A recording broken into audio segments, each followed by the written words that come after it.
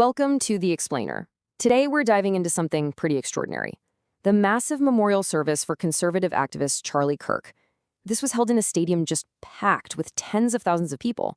And it was this incredible event that really blurred the lines between mourning a life and, well, mobilizing a political movement. It just raises all these fascinating questions about the power of political spectacle. And this quote from a reporter who was right there on the ground, it just nails the central tension of the day perfectly. This wasn't some quiet, somber farewell. Right from the get-go, the entire event was just charged with this powerful political energy that really it set the stage for everything that came after. It was part eulogy, part declaration of what's next. And to really get a handle on the significance of that declaration, you first have to understand the sheer incredible scale of this thing. I mean, the choice of where to hold it alone tells you a powerful story about who this was for and what message they were trying to send. Yeah, we're not talking about a local church service here. We're talking about tens of thousands of supporters. These are people who traveled from literally every corner of the country, and even from other countries, all coming to this one single spot to be part of this moment.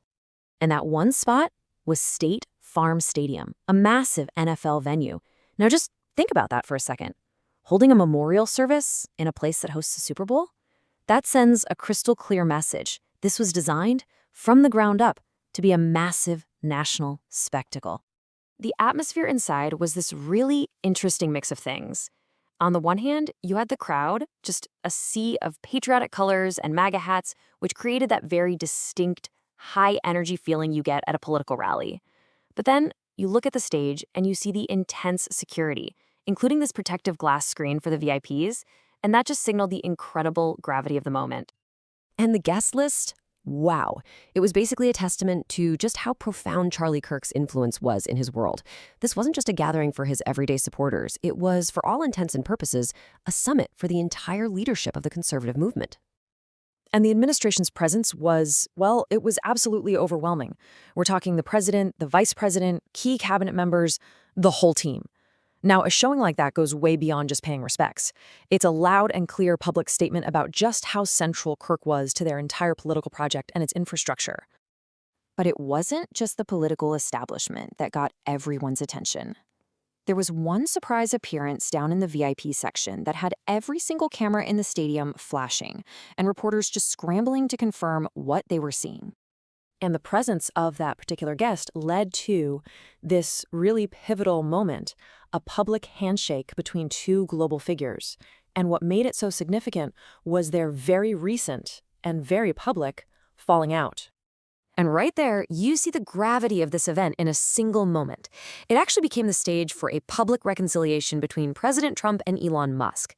After a pretty notable feud, seeing them shake hands and sit together sent this powerful visual of unity, broadcast for the world to see, right from the floor of Kirk's memorial.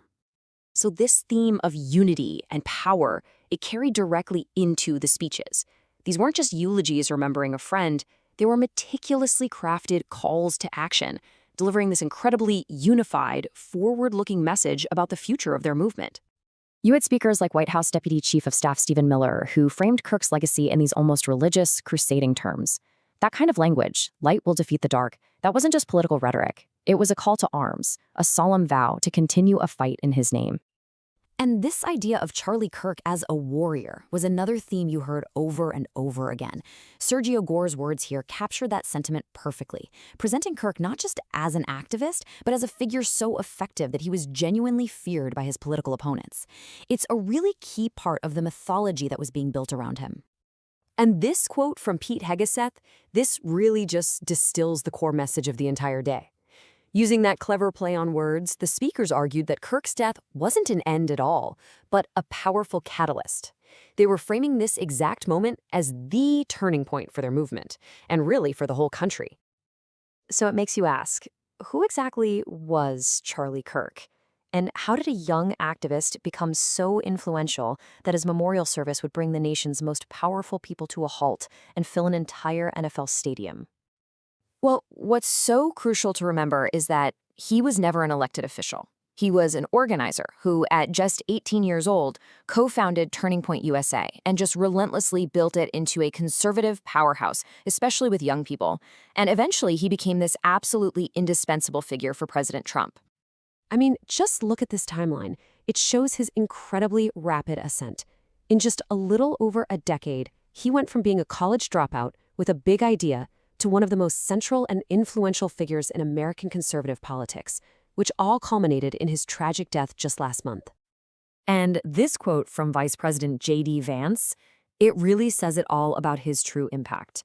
Kirk's influence wasn't just theoretical, about winning hearts and minds or getting voters to the polls. No, it was tangible. It was shaping the very makeup of the federal government. His real-world power was in the people he helped elevate. So, as the thousands of attendees filed out of that stadium, the memorial itself came to a close. But as our source material points out, the much, much larger questions that it raised about political rhetoric, about martyrdom, and about the fiercely debated future of free speech in this country, well, that debate is only just beginning.